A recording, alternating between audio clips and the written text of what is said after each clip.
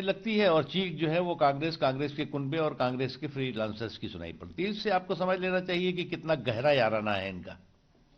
CM का कहना है कि सरकार और आरएसएस के बीच में जो फंक्शनिंग है वो बहुत गहरी है, और साथ ही में जो यूनिवर्सिटीज हैं, एजुकेशन के इंस्टीट्यूट हैं, उसमें जो आरएसएस और बीजेपी की आइडियोलॉजी है, एजेंडा है और प्रोपोगेंडा है, उसको इम्प्लीमेंट किया जा रहा है। और उन्होंने साथ में ये भी कहा कि आरएसएस और बीजेपी मिलकर सेक्युलरिज्म का जो कॉन्सेप्ट है, फैब्रिक है, उसको खत्म करना चाहती है। देखो, ऐसा है कि आजकल केरल में कांग्रेस और कम्युनिस्ट के बीच कम्युनलिज्म का चैंपियन बनने का कंपटीशन चल रहा है।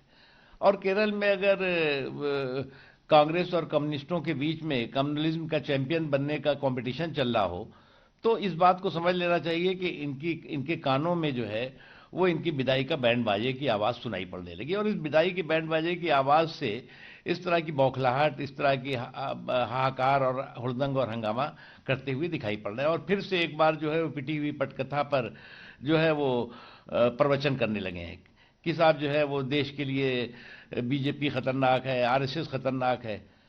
आपका जो कुशासन और करप्शन का जो पूरा के पूरा जो है वो कुनबा रहा है, जो कार्यकाल रहा है, वो जो है वो किसी से छिपा नहीं है। और इस कुशासन और करप्शन, केरला में जो कुशासन और करप्शन का कार्यकाल रहा है, उसकी विदाई का बैंड बाजा बज चुका है।